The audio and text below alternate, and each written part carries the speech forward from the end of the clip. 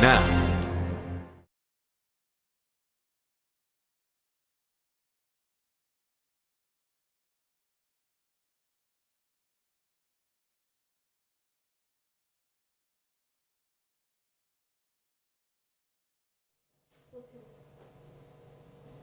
Too close to call. It's been nearly 24 hours since polls first opened, and we still don't know who will sit in the White House come January of 2021. Good morning and welcome to the KOAM Morning News, where it's 5 o'clock. I'm Michael Hayslip.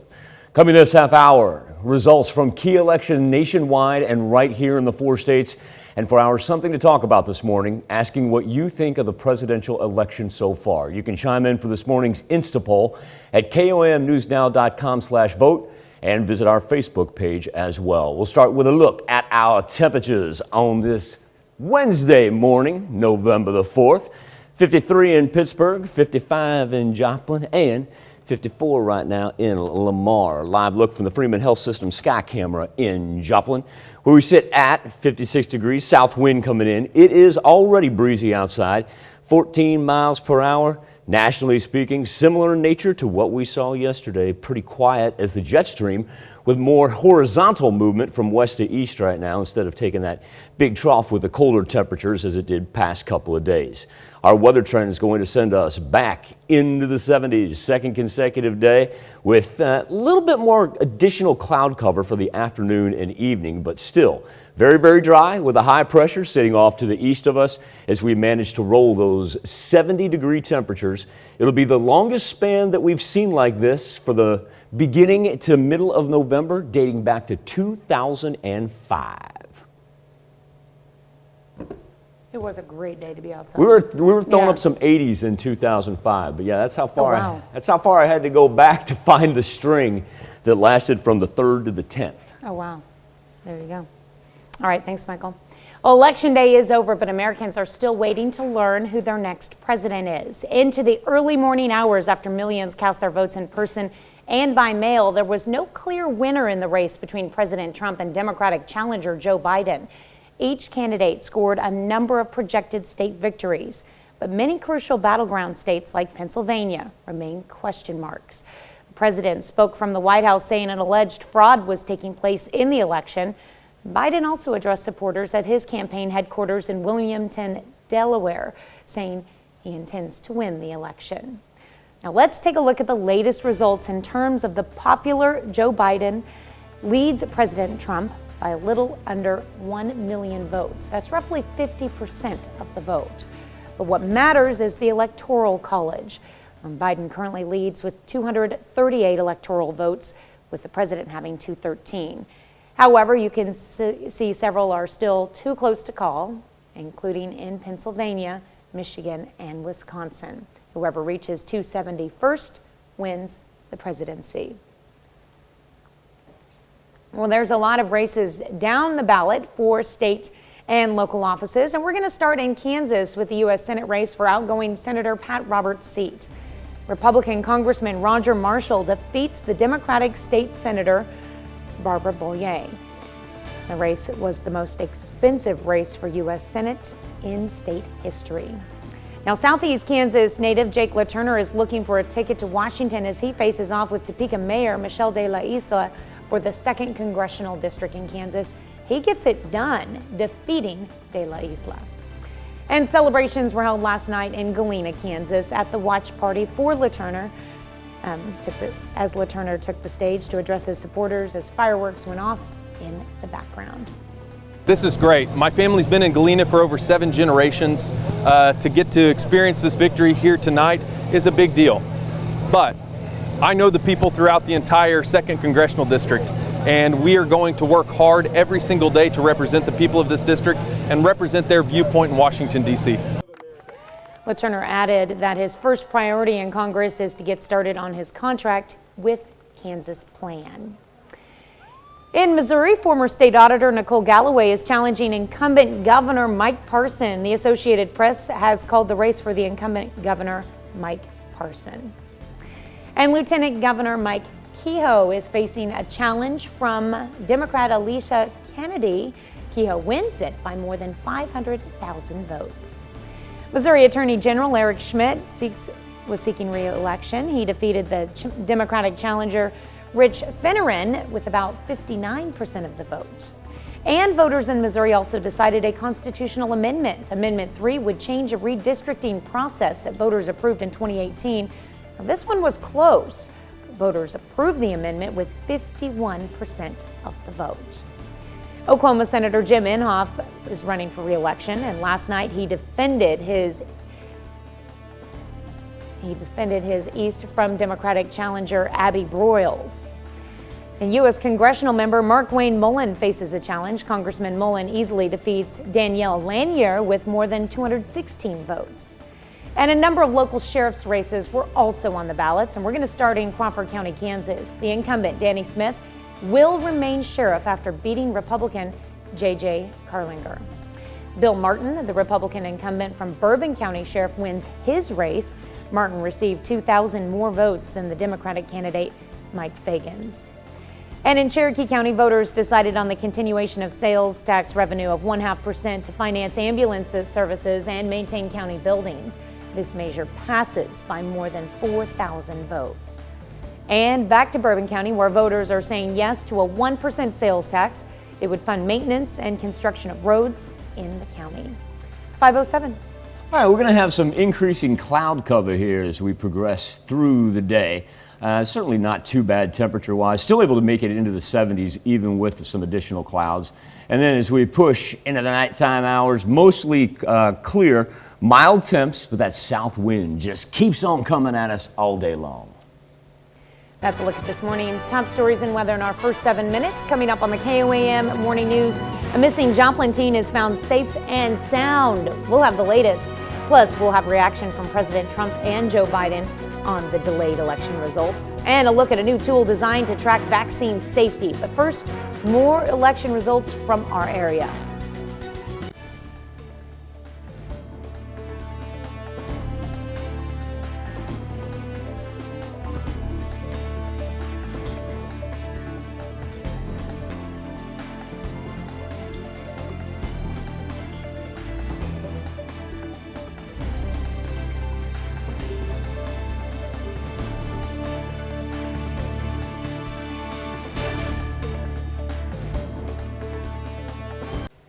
A Joplin teen who was missing for more than a month is found safe. KOAM's Zach Dodge has the latest. Many in the area can let out a sigh of relief after 14-year-old Leora Hardy is found safe in Wisconsin. Hardy was first reported missing on September 17th from the area of D and North Wall Street in Joplin. The FBI and National Center for Missing and Exploited Children assisted in the search. Hardy reportedly turned herself in to a law enforcement agency in Wisconsin yesterday and is in good health. The investigation doesn't just stop just because she was found. It's trying to determine, okay, did she do this on her own? Did she run away? Was this an enticement case? All these different avenues. Investigators, that's part of the job of our detective, is to try to determine the exact circumstances on her disappearance, and hopefully we'll get those answers and be able to figure out exactly how this case should proceed. JPD is currently working with police in Wisconsin to bring Hardy back home to Joplin. Reporting in Joplin, Zach Dodge, KOAM News. The criminal investigation into her disappearance is still underway. Well, Jasper County reports 4 new deaths related to COVID-19, bringing the total to 58. Officials say the deaths include a woman and 3 men in their 80s and a male in his 60s. A 3-vehicle wreck in Delaware County leaves a Kansas-Oklahoma girl dead. Police say it happened a little after 8 a.m. yesterday on US 412 highway. The cause of the wreck is still under investigation, but authorities say a 6-year-old girl died on the scene from massive injuries. A 44-year-old male and a 6-year-old boy were both life-flighted to the hospital, where they were last reported in stable condition. A 1-year-old Carthage boy is dead after he was run over in a driveway Monday afternoon. According to the Highway Patrol crash report, the child was run over after being under a car driven by a 19-year-old woman. And 2 people have died in a gyrocopter crash in Kansas yesterday. The small aircraft went down in northwest Butler County. Officials say 2 men in their 50s were on board the gyrocopter when it left Wichita earlier that afternoon. They do not know what caused the crash and have not released the names of the victims. NTSB and the FAA were called to the crash scene and are investigating. Lowell Davis, the artist behind Red Oak 2 near Carthage, has passed away. Carthage painter and sculptor was 83 years old. Family is asking for donations to help maintain Red Oak 2 in lieu of flowers. Still to come on the KOAM Morning News. The latest after Hurricane Eta slams into Central America, plus a check of the 7-day forecast when the KOAM Morning News returns. But first, more election results.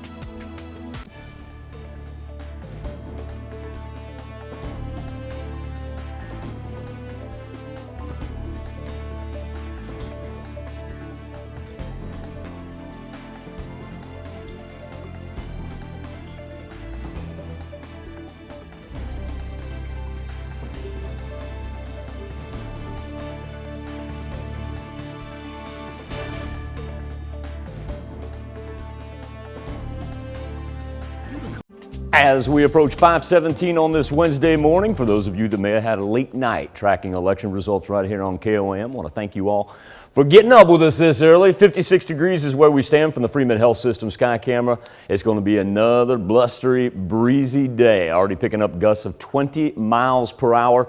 And we'll see anything from about 25 to 30 miles per hour. Don't have to wait for the afternoon. It'll be here just later this morning. 54 in Lamar, 55 in Parsons. Let's roll 54 in both Miami and in Fort Scott. High pressure that we had that gave us the blue sky and plenty of sunshine now moving off to the east of the Mississippi. So our cloud cover will increase. The lower pressure once again remains out west of Wichita, and it's going to be very, very stagnant right along that line. Really not going to make much of a southeasterly push toward us. But once again, it will involve a little additional cloud cover than what we saw on Monday and Tuesday. Even though we're going to have sunshine early for the kiddos, temperatures absolutely great, pushing up into the 60s there by 9 a.m. Big difference in the jet stream. Two things of note. Number one, the big trough that took that cold Canadian air and sent it to us on Monday and really had a chilly start to Tuesday as well, is really flattened out, more of a straight west to east movement. Don't really see the trough develop till you get over here on the other side of Maine. Now we got a little secondary one coming in with a ridge, and what that's going to do is really warm us up. Like I said, a little additional cloud cover, but really everything down to us all the way to the mid-Atlantic going to be a little bit warmer than what you'd anticipate for being early in November. We're going to throw the 70s up there once again. We talked earlier about the stretch of temperatures that we're going to experience, and we haven't seen anything like this in a span from November 3 to November 10 since 2005, 15 years since we were this warm, and very, very mild overnight. Of course, that additional cloud cover helps us trap in any heat that we're able to absorb throughout the course of our Wednesday. And here's future track. That's that secondary jet stream that we were talking about, ushering in those clouds throughout the afternoon hours. Kind of clearing out, though, by the time we get into Thursday. So Thursday will start with plenty of sunshine as well. Very dry once again. It sounds like I'm beating a dead horse. I know that every morning that I've had to talk about it, but we do have a little bit of an elevated fire risk that we need to be apprised of. Once again, contiguous 48, going to be very, very bland and not necessarily a bad thing, but abnormally warm temperatures. And so by the time we do get to Thursday, we're going to see some increases in the old drought monitor. Now, that's subject to change here because we'll pick up some precip that'll begin on Sunday and take us into a wet beginning of next week with rain on Sunday, Monday, and Tuesday. Now, the first cold front doesn't really develop there along our original band of thunderstorm activities. The 70s are still there for Monday and Tuesday. It's really going to be from Monday into Tuesday. You see that 66. Maybe you see that overnight low being the same as a daily high. That means that temperature is about to steadily drop. Time now to turn our attention to the KOAM News Now Facebook page. Tight races are unfolding across the United States as President Trump and Democratic nominee Joe Biden battle for the White House. And while results continue to come in, they could dramatically change overnight and in the days ahead. Nadia Romero reports on what we heard last night from both candidates. The 2020 electoral map is slowly coming into focus. President Donald Trump and his challenger Joe Biden are watching the results closely with one crucial number in mind, 270. That's how many electoral votes are needed to win the presidency. Biden speaking to supporters from Wilmington, Delaware early Wednesday morning, as votes are still being counted in several key battleground states. I'm here to tell you tonight, we believe we're on track to win this election.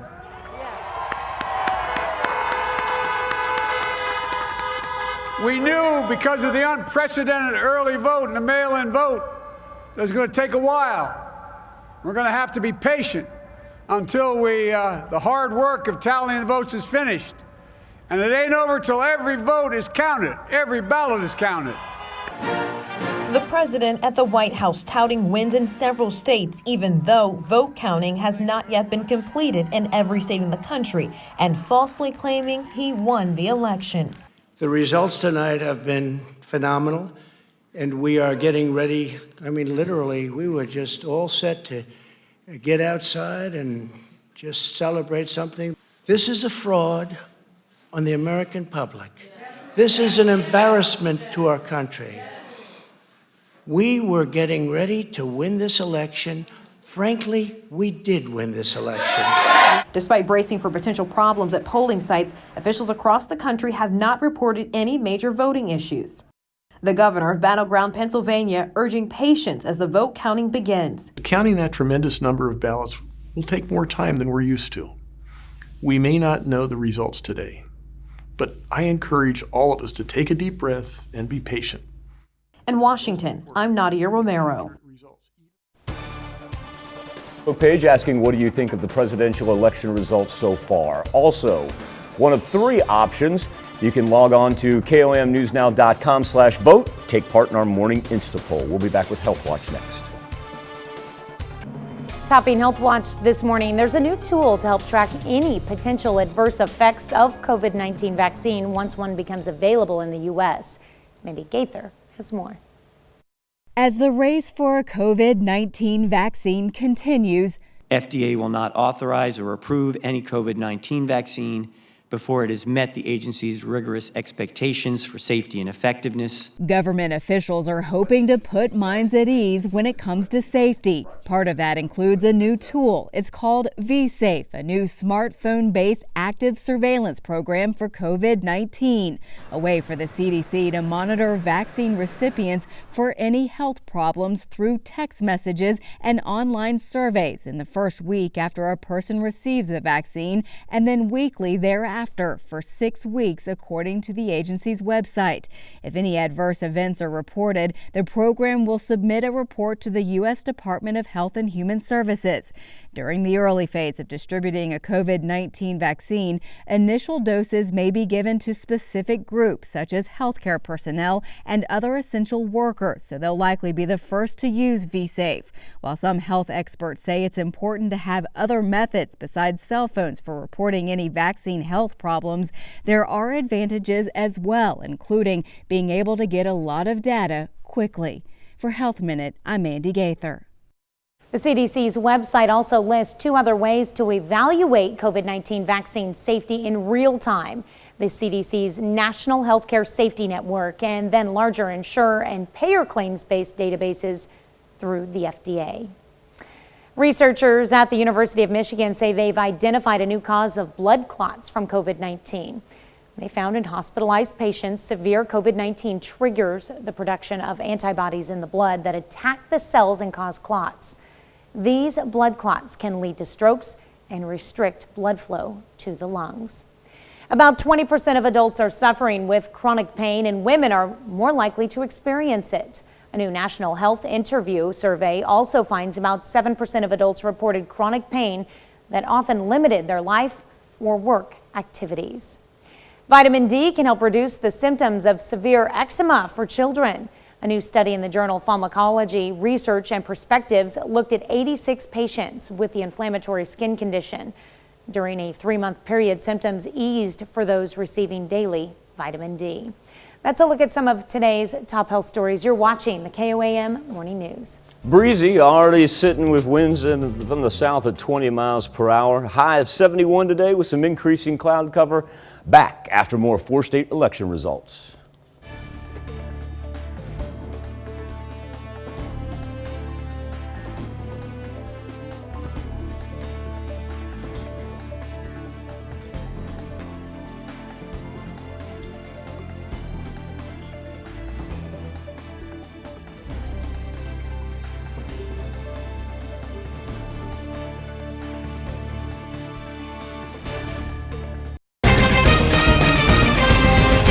presidential election continues into the morning hours. We'll have the latest.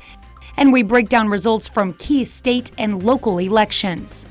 The 4 states most watched news starts now. Good morning and welcome to the KOAM Morning News. It's 5:30. I'm Tanya Bach. Coming up this half hour for something to talk about, we're asking what you think of the presidential election so far. You can also chime in for this morning's Insta poll. Just visit KOAMnewsnow.com/vote.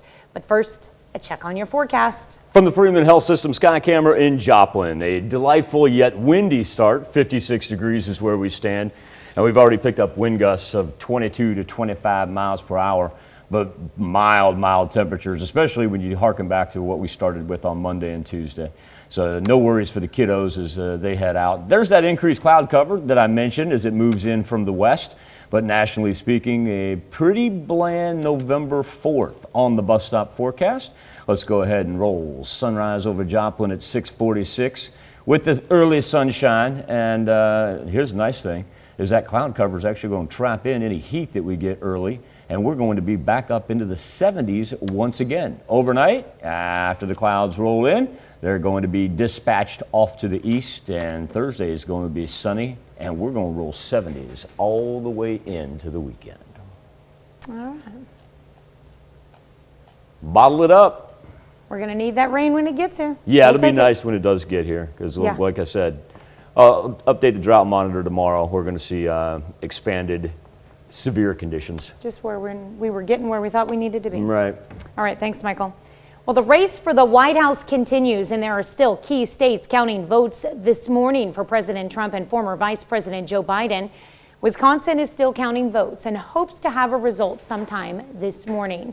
Skylar Henry is at the White House with details.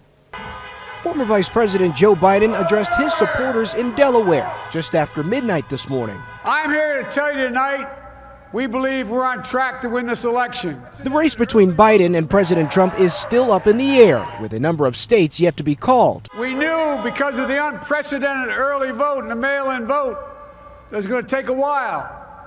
We're going to have to be patient, and it ain't over till every vote is counted. President Trump and his supporters gathered in the White House overnight. We were getting ready to win this election.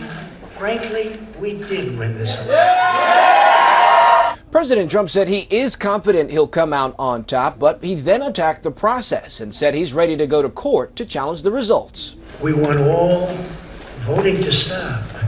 We don't want them to find any ballots at 4 o'clock in the morning. Because of the coronavirus pandemic, a record number of Americans voted early and by mail. It's taking longer to count those votes in states like Michigan and Pennsylvania. What's most important is that we have accurate results and that every vote is counted, even if that takes a little longer. CBS News projects the president held Biden off in Texas, Iowa, and Florida. We all know he's the best that we've got. But Biden held on to Minnesota. Georgia has yet to be called, partly because a water line break at State Farm Arena delayed counting absentee ballots. Skylar Henry, CBS News, the White House. Some election workers in Georgia stopped counting overnight with plans to resume in the early morning. Wisconsin's officials are working through the night and could be called soon. There's a lot of races down the ballot for state and local offices, and we start in Kansas with the U.S. Senate race for outgoing Senator Pat Roberts' seat. Republican Congressman Roger Marshall defeats the Democratic State Senator Barbara Bollier. The race was the most expensive race for U.S. Senate in state history. In his victory speech, Marshall promised to take the fight to Washington. This victory, like the U.S. Senate seat, belongs to the people of Kansas. This has been a year like no other, but I know better days are ahead. To the families who've lost loved ones amid this pandemic, the everyday workers and small businesses who are still struggling to make ends meet, and the farmers and my ranchers concerned for their future, know that we will fight for you every single day, and together we will persevere. Together we will emerge stronger than ever before. Southeast Kansas native Jake LaTurner is looking for a ticket to Washington as he faces off with Topeka Mayor Michelle De La Isla for the 2nd Congressional District in Kansas, and he gets it done, defeating De La Isla. Celebrations were held last night in Galena, Kansas at the watch party for LaTurner. He took the stage to address his supporters as fireworks went off in the background. LaTurner says his first priority in Congress is to get started on his contract with Kansas Plan. In Missouri, former state auditor Nicole Galloway challenged incumbent Governor Mike Parson. The Associated Press has called the race for incumbent Governor Mike Parson. Congressman Billy Long represented Missouri's 7th district since 2010, and it looks like he'll get another 2 years in Congress. Long easily defeated his Democratic challenger, Teresa Monsini. And Vicky Hartzler looks to retain her seat in the House, representing Missouri's 4th district. And this one will also remain in Republican hands as she beats Lindsey Simmons by more than 10,000 votes. Voters also decided on a couple of constitutional amendments in Missouri. Amendment 1 would impose 2-term limits on the state's lieutenant governor, attorney general, auditor, and secretary of state. It fails by about 100,000 votes. And Oklahoma voters had a state question that would prohibit courts from considering prior felony history during sentencing. This one did not pass. It did not receive more than 61% of the vote. Several sheriff's races also on the ballot yesterday, and that includes a contentious race for Neosho County Sheriff in Kansas. Under Sheriff Greg Taylor handily wins over his Democratic challenger, Kelly Stanley. And Ottawa County will elect a new sheriff. Democrat David Dean unseated Jeremy Floyd by more than 2,000 votes. In a statement sent to KOAM, Floyd says he respects the results and congratulated Dean on his win. That's a look at our top news stories coming up this half hour on the KOAM Morning News. Jesse breaks down the results with a local expert. Plus, why more than 100 whales beached on the Sri Lankan coast. But first, 5:37. Going to be a delightful Wednesday morning. Early sunshine, a little increasing cloud cover as we get into the afternoon and evening hours. Once again, the wind already a-blowing, coming in at 20 miles per hour. But we get to ride 70s for all the way through the 7-day forecast till we get a little dip in a cold front that comes with thunderstorm activity from Sunday through Tuesday. We'll be back with more KOAM Morning News. But first, more 4-state election results.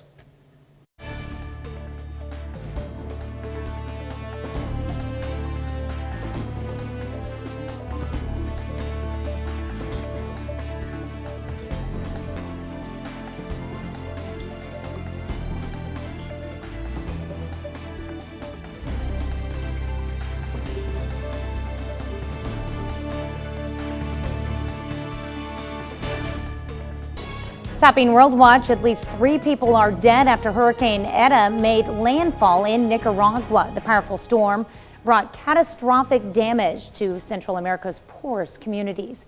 Anita Vogel takes a look.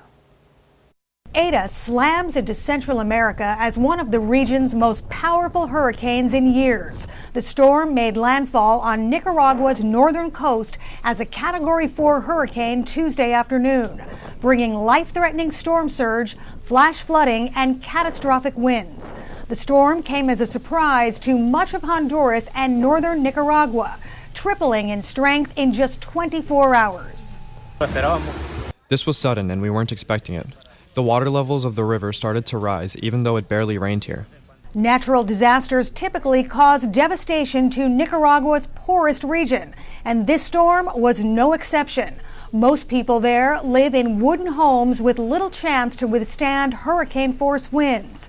Eta came ashore with sustained winds of up to 140 miles per hour, ripping off roofs, tearing down trees, and downing power lines. We don't have power here. We don't even have a radio or how to inform ourselves about this. So all of us here have been caught by surprise. Those winds are expected to weaken as the storm moves inland, but heavy rain and flooding could continue into the coming days. Despite the foreboding forecast, crews are getting ready for the cleanup. The brigades are now basically ready for the cleanup in the streets, but they are wisely waiting a little longer so that this event passes a little further into our territory. Eta is the 28th named storm of 2020, tying the 2005 record for the most named storms in a single season.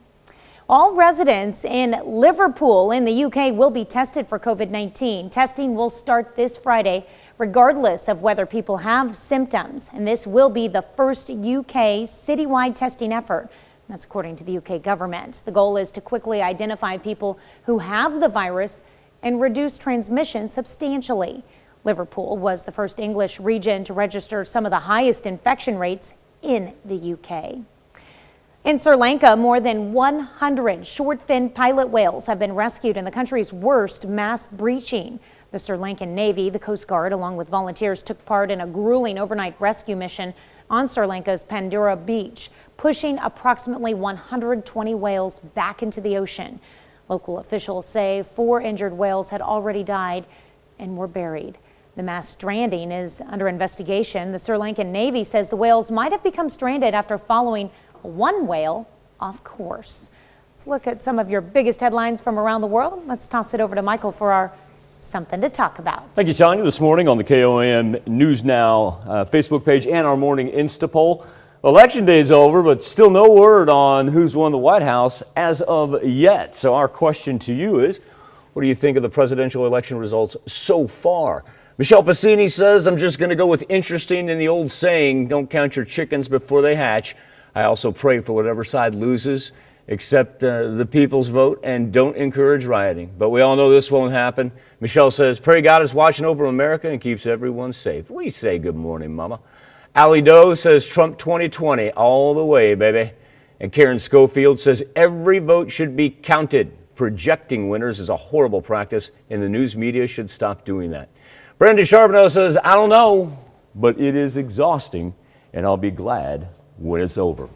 Gave you 3 options on the KOAM News Now Insta poll this morning. You go to komnewsnow.com/vote, and we'll bring some of those results to you in the coming segments. But first, more 4-state election results.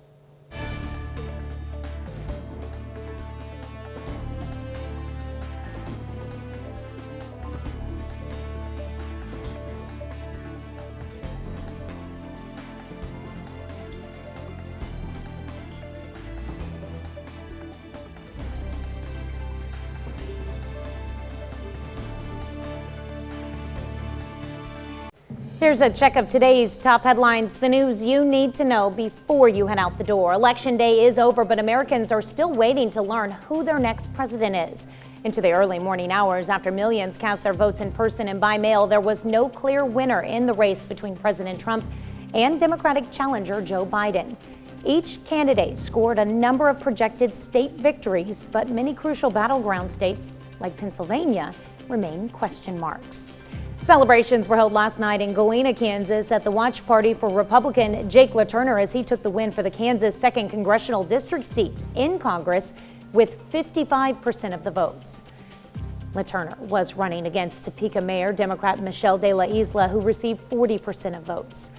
LaTurner says his first priority in Congress is to get started on his contract with Kansas Plan. Republican Roger Marshall has won an open seat in Kansas in a tougher than expected race. He defeated the Democratic candidate Barbara Bollier with 54% of the vote. The race made history in the staggering amount of money spent. Republicans have not lost a Senate race in Kansas since 1932. And a 14-year-old Joplin teen who had been missing for more than a month is found safe. Leora Hardy was reported missing on September 17th from Joplin. Police say yesterday Hardy turned herself in to a law enforcement agency in Wisconsin. They're working with police in Wisconsin to get her back home to Joplin. That's a check of today's top headlines, the news you need to know before you head out the door. Wonderfully mild start for early November with temperatures already in the 50s. Tell you what, wind's already kicked in. It's coming in about 15 to 20 miles per hour, and later on it's going to gust 25 miles per hour. Now, key factor for today, along with the wind, extremely low humidity. So we've got that limited fire risk that exists and will all the way into the weekend as well. Another thing that the increased cloud cover does, remember, traps in some of that heat right there. So we're still able to make it up into the 70s, and that also results in temperatures overnight that are absolutely delightful. We're talking about waking up on Thursday back in the 50s. Now, another key factor about Thursday. Well, after this cloud cover builds on Wednesday, watch this thing just move off to the east. Now, no rain involved with it, and that's going to hurt the drought monitor when it's updated tomorrow. But at the same point in time, I want to give everybody plenty of opportunity to make sure that you get outside and actually enjoy these temperatures. You look at this 7-day span from November 3rd to November 10th. That's going to be Tuesday on the far side over there. So we start yesterday and we take it all the way to the end of the 7-day forecast. We have not seen a span like this in early to mid-November since 2005. 15 years is how long it's been since we stretched average high temperatures that were about 72, 73 degrees for this time of year. Now, nice thing on Sunday is we're going to be due for some, and we'll pick up thunderstorm activity, all the latest on the Skywatch weather app. On the KOAM News Now Insta poll this morning, asking how you feel about the presidential election results so far. Gave you 3 different options. Right now, 84% coming in at worried, followed by 11% indifferent, and only 5% right there. Very low numbers say they're confident. Once again, you can take part in our morning Insta poll each and every morning. You go to KOAMnewsnow.com/vote. Also got some Facebook comments to pass along, and I believe we're going to pick back up with Guy Hansen. Guy says, I can only think of one way to ensure the safety and efficiency of our election process. All votes have to be in by election day, and none of this nonsense of extended days to receive votes. If you mail in a vote, be smart enough to get your vote out early. Otherwise, we can look forward to more contested races, delayed results, and the potential for mischief. Now, we turn our attention over to Studio K, our own Jesse Irwin, with a little special political analysis and breakdown. Jesse? Thank you, Michael. Yes, this morning we are joined by Dr. William Delahanty from Missouri Southern State University. And you're a political science professor, so you know this stuff. You've studied voting behavior in American politics. Oh, yes, very much so, yeah. I mean, it's a wonderful time and also kind of a difficult time to be a person interested in politics, and especially, in elections. So how did you approach watching last night? Because I've got a ton of questions for you. I know our viewers do as well, and we'll get to those. But, I mean, what was your mentality? What was your strategy going into watching election results? Well, initially, the way that I kind of watched them was kind of looking for kind of sources of stability in the outcome. So which states did I think would go for Trump versus, say, those would go for Biden. I was also kind of going between different elections. So I mean, you've got the presidential election, which obviously everyone is really focused on, but you've got the Senate, you got the House. My home state, obviously, Missouri. So I was looking at the gubernatorial elections. So in part, my attention was kind of looking at different electoral outcomes and those sorts of things, but looking for sources of stability, and then also, interestingly, things that would be different, or changes that we would expect given kind of the strange context of the current electoral environment. Right. Well, you look at the 2016 presidential results, and those were, those brought a lot of new revelations about voting behavior. And so as we look at the results currently for the presidential race, and I want to talk about the Senate races and the House races as well, but what stuck out to you from last night that, really says something about what we might see today and tomorrow and the rest of the week? Sure. I mean, I know you have, I don't know if the viewers can see your map here, but the thing that was really interesting, for example, early last night was, reporting about kind of significant support for Biden in Texas, for example. Right. The fact that Arizona, has now been called for Biden is also interesting. I mean, essentially in 2016, the states of the kind of industrial upper Midwest, so Ohio, Pennsylvania, Michigan, those are the ones that I was looking at to see if Biden could carry those early. Right. If he could, then I think he would have a path to the 270, to win the presidency. As we all know, Pennsylvania is going to take a long time, I think, to report, as is Wisconsin. So, so again, kind of what I was saying earlier, looking for areas of change, like, for example, Arizona, looking for places where I think, for example, Biden, would have a competitive edge. And then also looking at, for example, President Trump and thinking about, for example, the American South and kind of the upper northern plains, and looking at where his support is. Well, there's a lot of different, voting patterns that we might be seeing in certain parts of the country, as you're saying, and then I want to break down certain states, especially those battleground states. So we'll have that conversation with Dr. Delahanty the whole morning here on the KOAM Morning News. If you have a question, I'm going to post on Facebook because I want to make sure that you're able to ask those questions. So stick with us, hang around. We appreciate you being with us this morning. Thank you. And we'll be right back on the KOAM Morning News after this.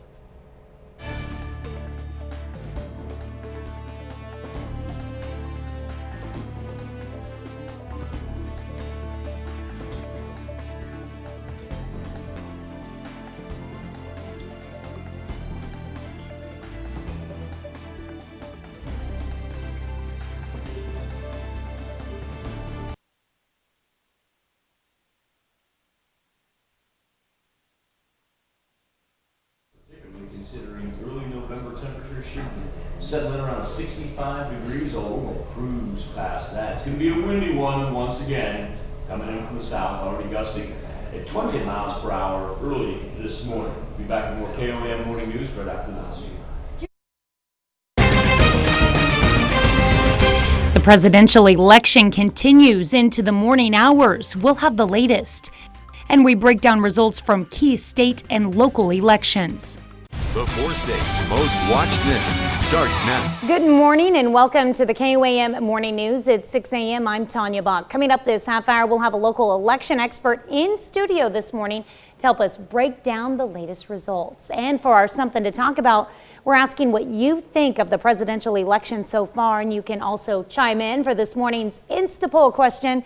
Just visit KOAMnewsnow.com/vote. But first, a check on your forecast. Neat looking sight outside of Television City right there as we see the clouds begin to roll in from the west.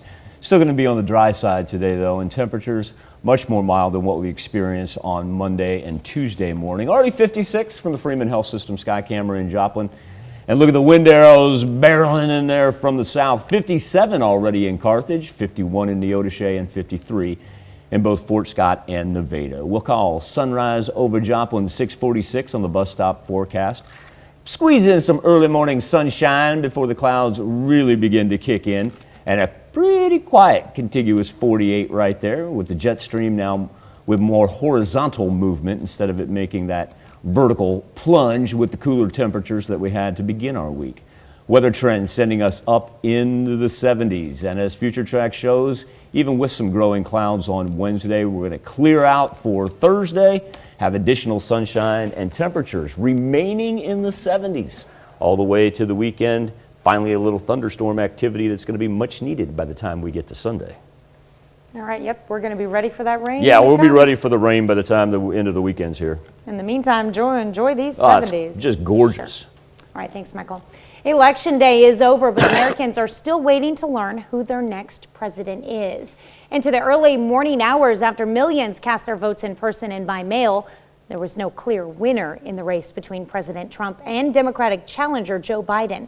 Each candidate scored a number of projected state victories, but many crucial battleground states like Pennsylvania remain question marks. The president spoke from the White House saying an alleged fraud was taking place in the election. Biden also addressed supporters at his campaign headquarters in Wilmington, Delaware, saying he intends to win the election. Now let's take a look at the latest results. In terms of the popular vote, Joe Biden leads President Trump by a little under 2 million votes. That's roughly 50% of the vote. But what matters is the Electoral College. Biden currently leads with 224 electoral votes, with the president having 213. However, you can still see several are still too close to call, including in Pennsylvania, Michigan, and Wisconsin. And whoever reaches 270 first wins the presidency. Well, there's a lot of races down ballot for state and local offices, and we're going to start in Kansas with the U.S. Senate race for outgoing Senator Pat Roberts' seat. Republican Congressman Roger Marshall defeats the Democratic State Senator Barbara Bollier for this one. The race was the most expensive race for U.S. Senate in state history. The Southeast Kansas native Jake LaTurner looked for a ticket to Washington as he faced off with Topeka Mayor Michelle De La Isla for the 2nd Congressional District in Kansas. He gets it done, too, defeating De La Isla. Celebrations were held last night in Galena, Kansas at the watch party for LaTurner. He took the stage to address his supporters as fireworks went off in the background. LaTurner says his first priority in Congress is to get started on his contract with the Kansas plan. In Missouri, former state auditor Nicole Galloway challenged incumbent Governor Mike Parson. The Associated Press called the race for the incumbent Governor Mike Parson. Once you've heard me say, it is our time. That's what I've said. This is our time. And I've said that time and time again across the state on every stop I've made for the last year, because I believe it's me and you. I don't believe it's about me as governor. I believe it's about all of us to be together. I believe it is our time to protect the Constitution. I believe it is our time to preserve the American dream. And I believe it is our time to preserve freedoms for the next generation. And it is our time to be governor for 4 more years. Lieutenant Governor Mike Kehoe is faced a challenge from Democrat Elisa Kennedy, and Kehoe wins it by more than 500,000 votes. Missouri Attorney General Eric Schmidt is seeking re-election as well, and he defeats the Democratic challenger Rich Finneran with about 59% of the vote. Now, voters in Missouri also decided a constitutional amendment. Amendment 3 would change a redistricting process that voters approved in 2018. This one was close, but voters did approve the amendment with 51% of the vote. Oklahoma Senator Jim Inhofe is running for re-election as well. Last night he defended his seat from Democratic challenger Abby Broyles. And U.S. congressional member Markwayne Mullin faces a challenge. Congressman Mullin easily defeated Danielle Lanier with more than 216,000 votes. And a number of local sheriff's races were also on the ballots. And we'll start in Crawford County, Kansas. The incumbent, Danny Smith, will remain sheriff after beating Republican J.J. Carlinger. And Bill Martin, the Republican incumbent from Bourbon County Sheriff, wins his race. Martin received 2,000 more votes than the Democratic candidate, Mike Fagans. In Cherokee County, voters decided on the continuation of sales tax revenue of 0.5% to finance ambulance services and maintain county buildings. This measure passes by more than 4,000 votes. And in Bourbon County, voters are saying yes to a 1% sales tax. It would fund maintenance and construction of roads in the county. 6:07. All right, our drought monitor, this is what I was looking at here. That severe portion that we see just along and south of I-44 in southwest Missouri, that's the one that we've got to be careful of, especially with this strong wind coming in for today. Now, temperatures absolutely perfect as we're going to be back up into the mid-70s, even with increasing cloud cover. And that's kind of where we're going to be able to ride all the way to the weekend. Then finally, a little bit of that rain to help the drought monitor on Sunday. That's a look at this morning's top stories and weather in our first 7 minutes. Coming up on the KOAM Morning News, Jesse breaks down the results with a local expert. Well, this morning we're joined by Dr. Will Delahanty from Missouri Southern State University, a political science professor. He's going to give us as many answers as we could possibly find this morning. So thank you for joining us, and we'll have that coming up. Plus, a missing Joplin teen is found safe and sound. We'll have the latest. And we'll look at CDC guidelines for Thanksgiving this year. But first, more election results from our area.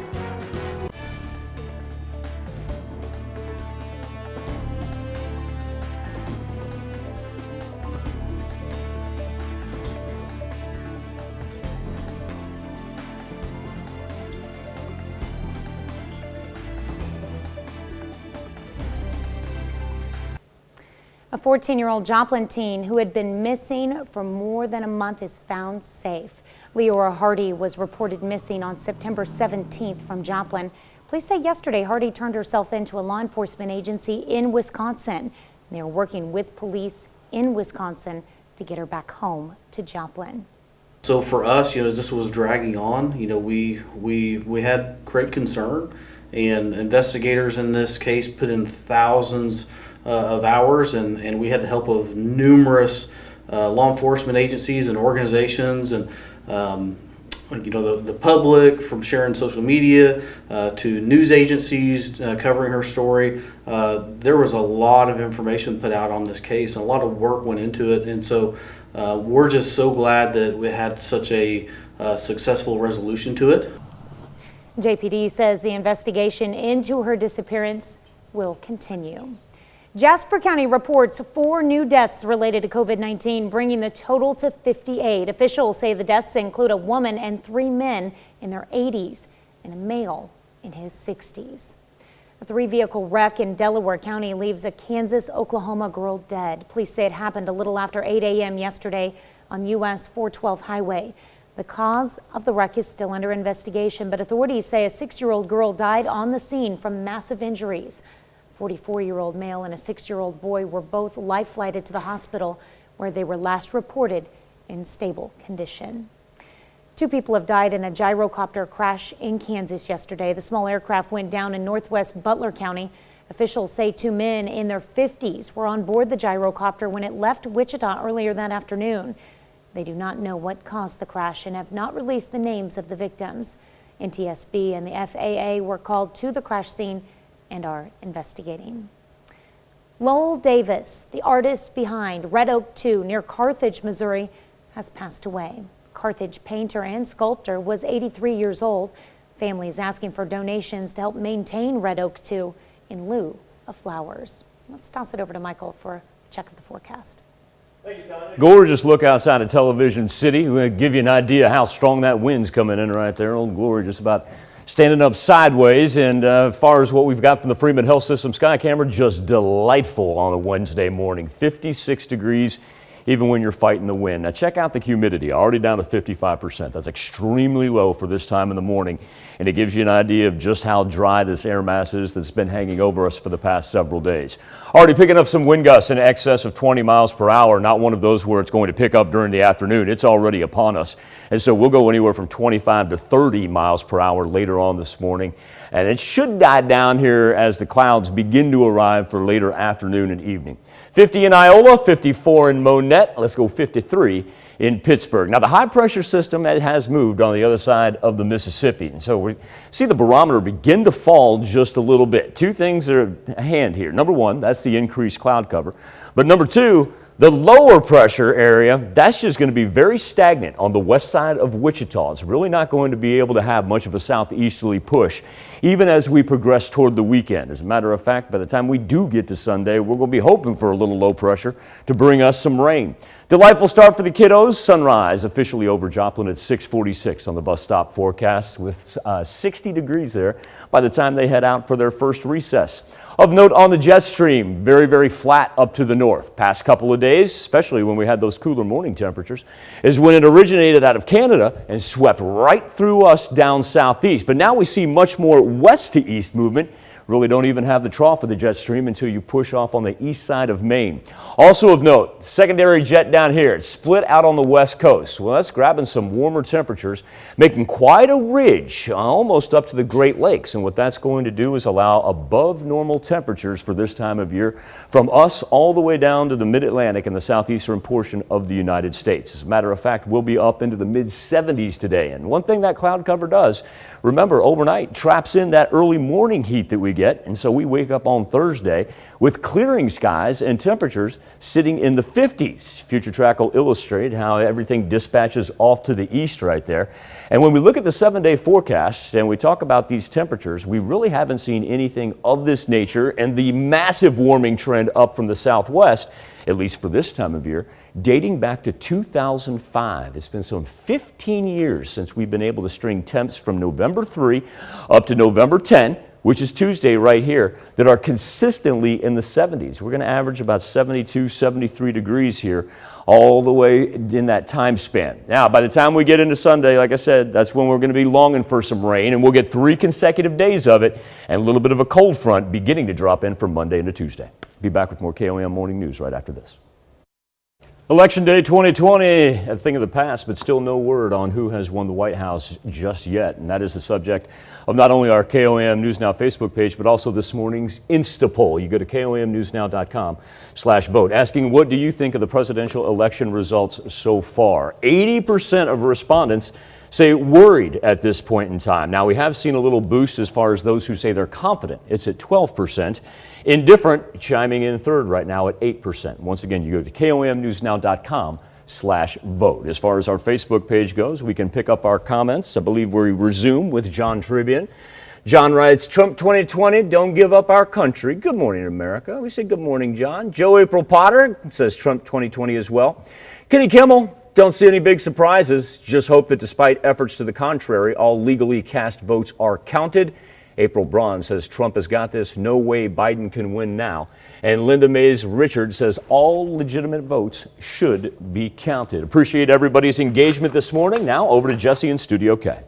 All right, well, this morning we are joined by Dr. Will Delahanty. He's a political science professor from Missouri Southern State University. And if you're in need of answers this morning, he's one of the people that might be able to provide some until we firmly know what's happening in this presidential race and, frankly, just what's happening around the country. So thank you for joining us. I appreciate it. I want to zero in on some voting behavior because that's one of your specialties in maybe what we've seen in the 4 states, right? All 4 states from a presidential standpoint are red at the moment. Correct, yes. But what can we possibly identify in the 4-state area that could be indicative of what's happening around the country? Sure.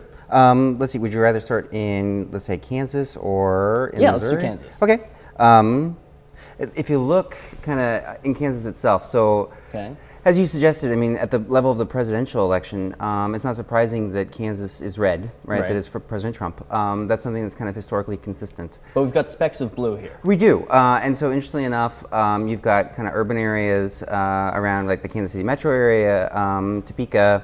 You also have, let's see, I believe Douglas County, which is also kind of the home of my alma mater, which is the University of Kansas. Okay. And so I think what you're seeing here is kind of, I mean, as we were discussing before we went on air, the effect of kind of suburban or urban, right, populations who tend to be in some ways socially liberal, but nevertheless also potentially fiscally conservative. And so I think you see some of these actually also replicated in Missouri if you were to go across the state line, where you have population centers, urban or otherwise, that tend to be kind of islands, if you will, of Democratic support in what would be otherwise, right, kind of very large red state for President Trump. Right. Well, Johnson County was one you and I were talking about, and the numbers show that President Trump won that in 2016 by I think +2 or +3.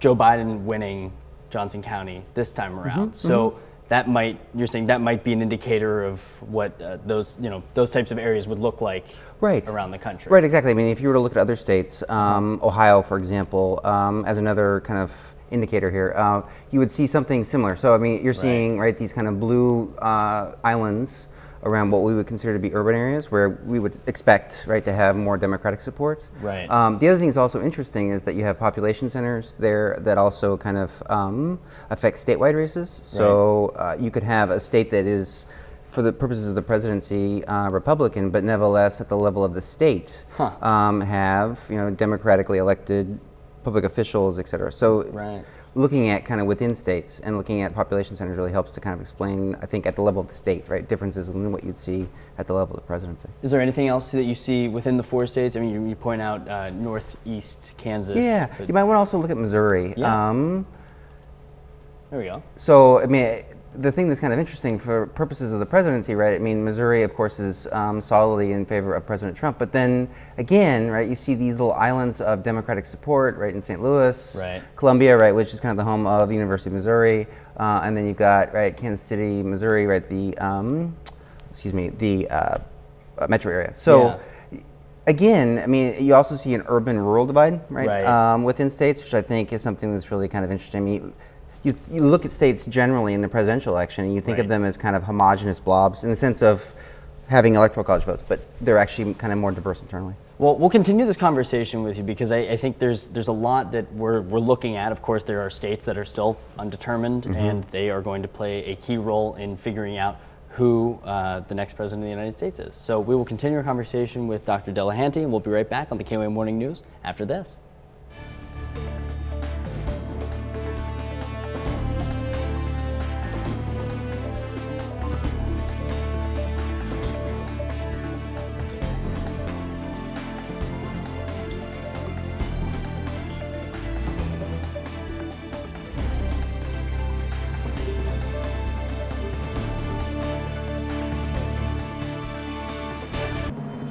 topping Health Watch this morning. It's November and the holiday season is officially upon us. And this year it will look a bit different as the coronavirus pandemic surges on. I feel like a broken record saying that. The U.S. Centers for Disease Control and Prevention have issued new guidance on the best way to celebrate while staying healthy. Mandy Gaither has more. Millions of Americans travel across town or across country to gather with their loved ones to celebrate Thanksgiving. But just like with everything else this year, officials are urging people to take another look at their usual plans. New guidance from the U.S. Centers for Disease Control and Prevention suggests holding virtual Thanksgiving gatherings this year and limiting gatherings to just your own household. But if you plan on adding more than that, here are a few tips to try and keep you and those around you safe. Assess the current level of COVID-19 infections in the area you're planning to visit. Host activities outdoors whenever possible. When holding them inside, increase ventilation. Try to only include people who are local. Limit the number of attendees. Continue to wear your mask when around those you don't live with. Encourage everyone to wash their hands with soap and water for 20 seconds before preparing, serving, or eating food. Avoid buffet or potluck meals. Ask people to bring their own food or limit contact of the plates and food to a designated server. Watch parades and sporting events on TV rather than in person. Do all your Black Friday shopping online. And finally, if you do participate in any higher risk activities, take extra precautions for the next 14 days to protect others. For today's Health Minute, I'm Mandy Gaither. All that food makes me so hungry this early. Quite odd. That's a look at some of today's top health stories. You're watching the KOAM Morning News. Our 7-day forecast has temperatures up into the 70s all week long. No shot for rain till Sunday. Back right after more 4 state election results.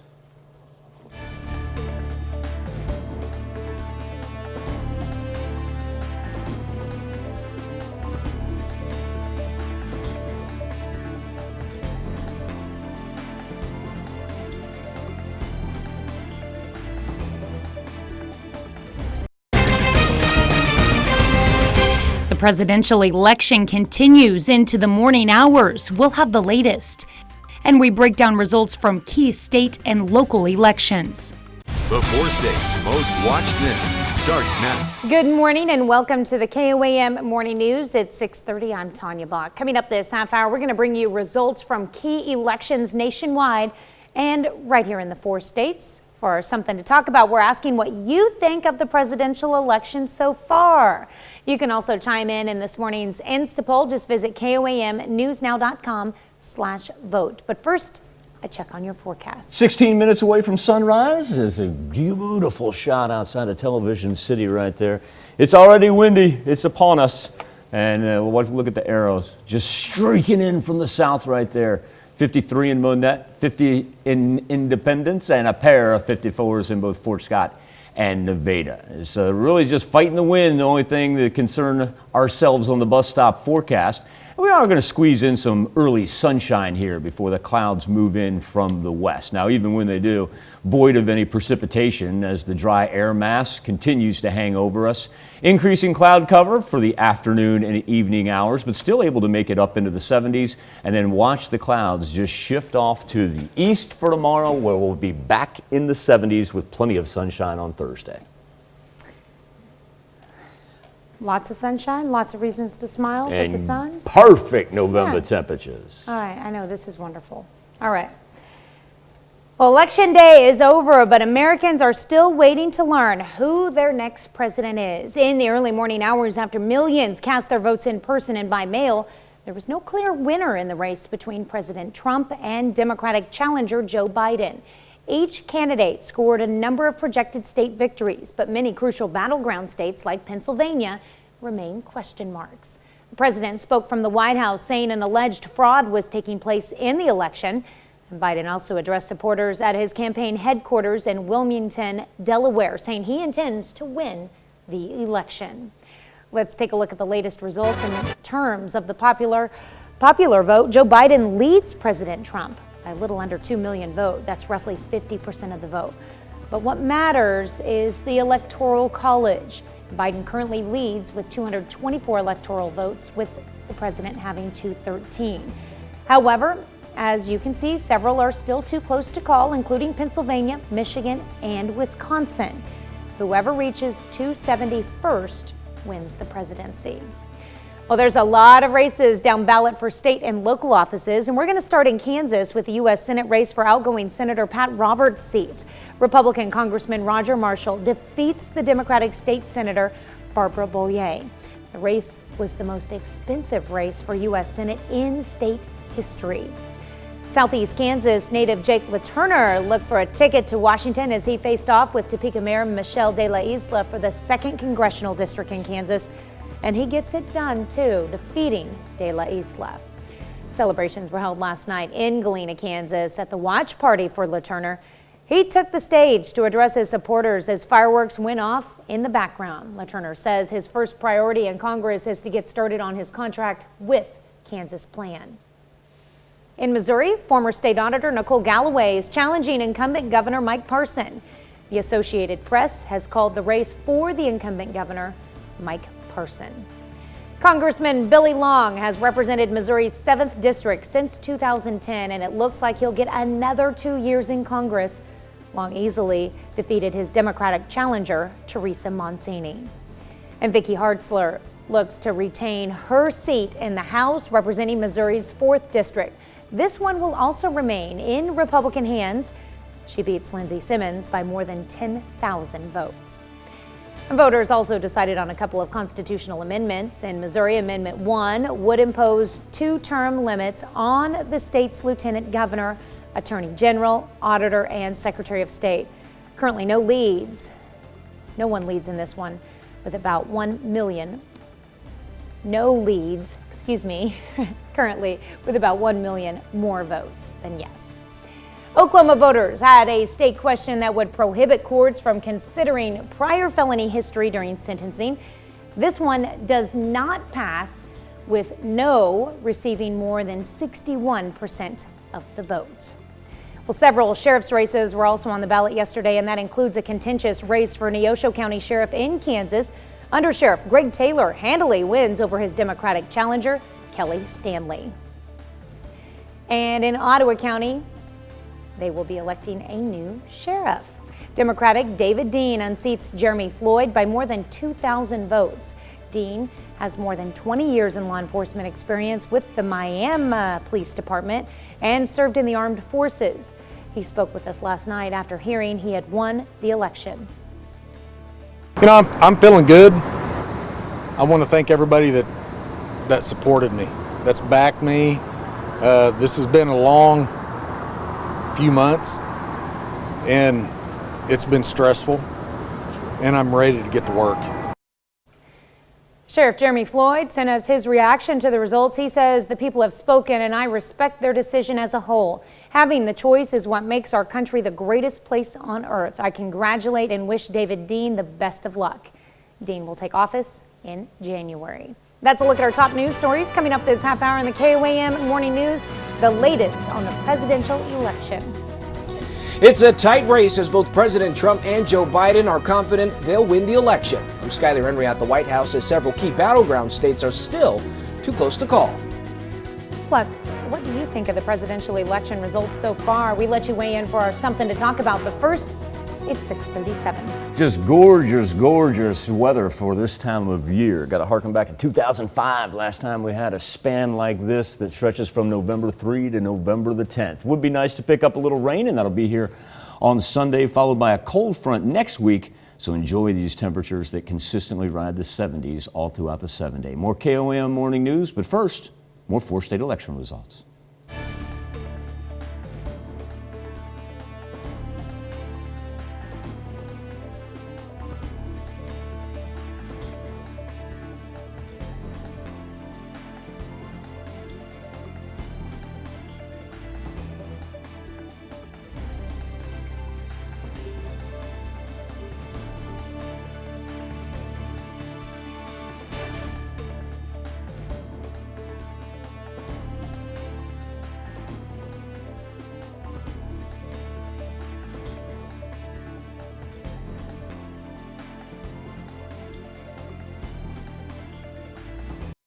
The race for the White House continues, and there are still key states counting votes this morning for President Trump and former Vice President Joe Biden. Skylar Henry joins us live from D.C., where he's been following. And Skylar, what are we seeing on the electoral map right now, and what's the path for victory for either candidate? Well, Diana, good morning to you. I think we're starting to see a slow creep, if you will, to those 270 electoral votes. Right now, we are waiting on certain states, some of which we expected to see early yesterday, particularly North Carolina and Georgia, but there were a few hiccups in both of those states that have made it a little difficult for us to be able to declare a winner, or project a winner, I should say, up until this point. But then there are other key battleground states like a Wisconsin or Michigan that have had trouble in terms of just saying that they had a delayed start in terms of counting their mail-in ballots there. The same thing could be said for Pennsylvania, and so it remains to be seen what comes out of that state. But we are starting to see some numbers trickle in, so to speak. But some significant things here. What we knew going into this is that polling was going to be kind of off in certain areas there. The president felt as though he was a candidate that underpolled in a lot of ways, particularly in states that up until Election Day we thought were going to be battleground states like a Florida or Texas or Ohio even.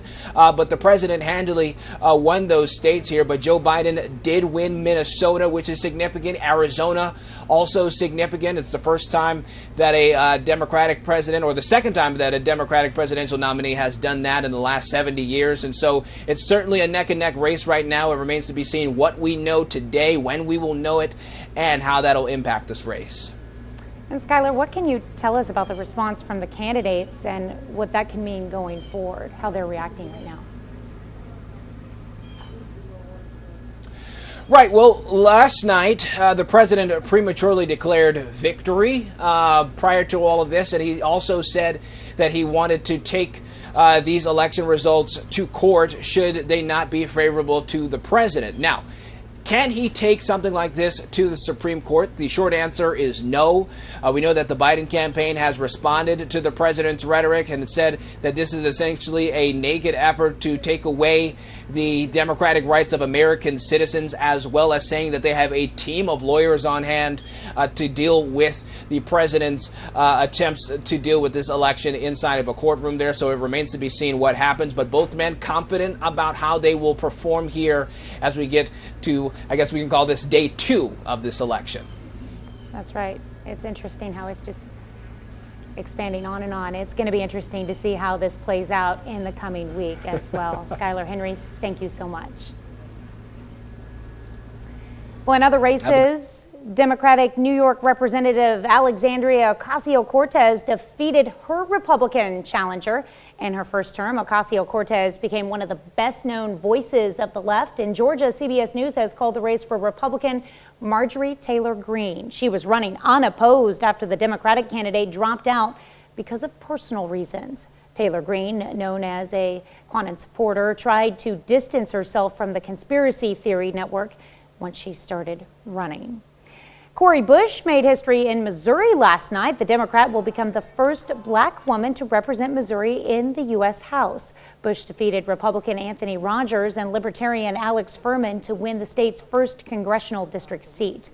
Now, back in August, Bush stunned political pundits when she defeated Representative William Lacey Clay in the Democratic primary. His family had held that U.S. House seat for more than 50 years. We'll be right back, but first, more results.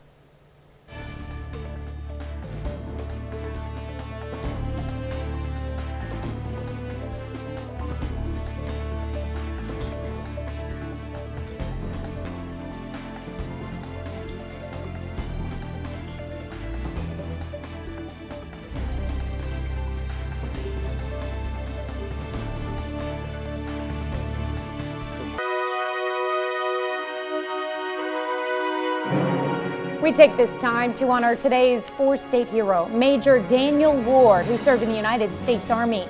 He fought in Iraq, where he received 2 Bronze Stars. His hometown, Joplin, Missouri. We are proud to salute Daniel Ward, our four-state hero. We begin our birthday list with a big number 8 for Nevaeh Luke. Nevaeh, I want you to have a marvelous birthday. I love that bow, kiddo. She is in Iola. All right, and we've got Lexi Parsons, who attends Meadow Lark Elementary, turning 10 years old this year. Happy birthday, Lexi. Sweet 16 for one Carly Vale. Happy birthday to you, Carly and Gerard. Malachi Atwell turning sweet 16 this year in Humboldt. Happy birthday, Malachi. Q. Quentin Harris is celebrating his 17th birthday. Quentin, have a marvelous day in Chanute. Out in Parsons, Emily Langston turning 18 years old. Oh, what a beautiful picture in the sunflowers. I love that. You know the great thing about Emily? What's that? She's outstanding in her field. By Georgia, I think you're right. Jesse got it. Laura Williams I'm celebrating sorry, Emily. a That was 31st. Michael. That was all Michael. Say what? Usually it's me making the silly puns. Laura Williams celebrating a 31st birthday. A little throwback to when Laura was just rolling around on her panda blanket. Happy birthday, Laura and Gerard. Oh, jeez. And we've got Kyle Bush turning 34. Hey, it's Kyle's birthday. All right. Happy birthday, Kyle. Turning 34 years old. Oh, I think that's how they, is that how they're kidding? And Miss Dolores Heistand, she is celebrating her 97th birthday. We've got the cupcakes, the cake, and a great big happy birthday card. And a happy birthday to you, Dolores, from all of us here. She's celebrating with those sweets in Columbus. And we definitely did not forget Terry Purdy from All by Perry, yourself. Kansas. Get you a page all to yourself. Yes. Happy birthday, Terry. Happy birthday, Terry. Yeah, just it'll give you the entire screen right there. Happy birthday and happy anniversary to all on this November 4th. Now, here's Tanya Bach with a very important birthday announcement. That's right. You can become a member of the KOAM Birthday Club. All you have to do is go to our website and sign up. And you know what? When you do, you'll get special deals from local businesses. Go to KOAMnewsnow.com. Sign up for the KOAM Birthday Club today. Another gorgeous day outside of Television City as we find ourselves just 3 minutes past sunrise, just slowly creeping above the horizon right there, and the flag. Woo! You can yell that wind is a barreling. Freeman Health System Sky Camera in Joplin. 56 degrees is where we've consistently been all morning long. Pressure steady right now as the high pressure system has moved off to the east of the Mississippi. We've got an elevated fire risk today. It's not only a dry air mass, but the wind continues to come in, gusting in between 20 and 25 miles per hour, and abnormally warm temperatures for this time of year. 55 in Carthage, 53 in Oswego, and 54 in Nevada. There's the aforementioned high pressure east of the Mississippi. Lower pressure out here, notice our barometer was steady because this is just going to be stagnant on the west side of Wichita. It's not going to be able to really bring us much movement. Will bring us some increased cloud cover that we're already seeing from our tower cams right there. No worries on the bus stop forecast. Just make sure that the hats don't get blown away. Already sitting in the 60s. By the time we get to the 9 o'clock hour. Contiguous 48, relatively quiet. Even the storm system that was generating up in the northeastern and New England sections of the U.S. yesterday morning, those have dissipated, are getting a little bit of much needed rain for the Pacific Northwest, but we are extremely dry. We actually need a little bit of rain, and we're going to get some. We're just going to have to wait till the end of the weekend. Up into the mid-70s later on today, and once that cloud cover traps in our early morning heat, extremely mild as we head into Thursday morning, as we manage to stay in the 50s. Now, as far as that cloud cover goes, like I say, we're not going to even see a raindrop out of it, and it's going to jut off to the east here for the latter half of the week. Now, on the 7-day forecast, these temperatures on a span like this in November, we haven't experienced them since 2005. We'll be back, wrap up this edition of the KOAM Morning News right after this. Want to point out the latter half of Mark Clower's comments, who says, I watch and listen to the actual House Senate hearings and watch actual clips, videos of what's being said. I do not let people tell me how to think. Joey Dugan says, if the race is based on the Electoral College, why does the pop vote matter? Asking if Hillary could chime in. Rocky Cunningham with the Trump picture, and Brian Hellman, same thing as I did before. If possible, they'll screw Trump. Nancy Warner says, I knew yesterday when Pennsylvania and Wisconsin were having problems, it would drag out. I'll be so glad when all the extra emails and Facebook ads stop because there's no unsubscribe that works. And Crystal Avery says, let's count the votes, all the votes, and make the post office accountable for the missing votes. No more predictions, just facts. I'm going to roll some more comments here throughout the course of the Fox show, but I like this. Siri Schrader with a visual clue for me.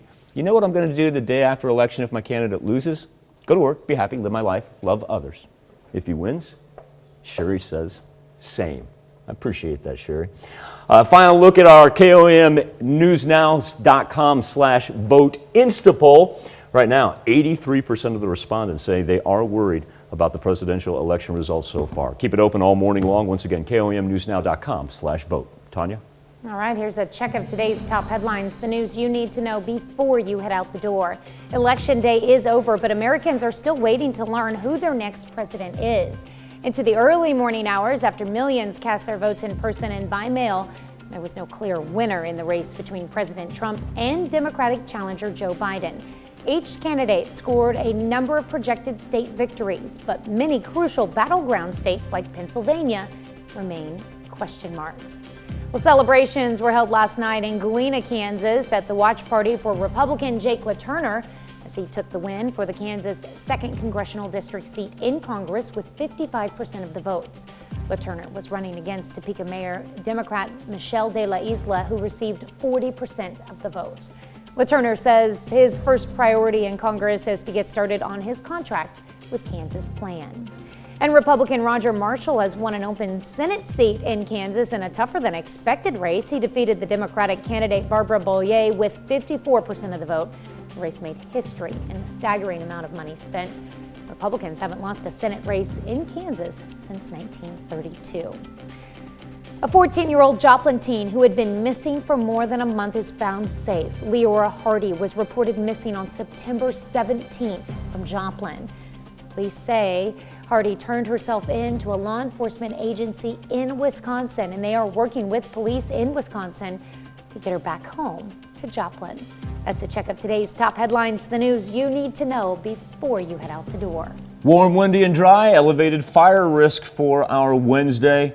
And also, too, enjoy an afternoon outside, even with the clouds. Look at this, rolling 70s all the way into the weekend. Well, coming up today at noon, we're going to have your latest election results and see how close we are in determining our next president. Morning news continues on KOAM. CBS Morning News coming up next. Or you can switch on over with us on Fox 14, where your only local morning news continues. And that's where we find Jesse. Well, we are joined this morning by Dr. Will Delahanty, political science professor at Missouri Southern State University, and we're going to be over on Fox 14 talking about election coverage. We're even going to be doing meditation at one point because we all could use that. So we'll have that and more over on Fox 14, plus some updates on election results coming in from Wisconsin. We'll see you over there. Doc, appreciate you spending the morning with us. Want everybody to have a great, safe Wednesday. We'll do this all again tomorrow morning. And we're going to do it again today at noon.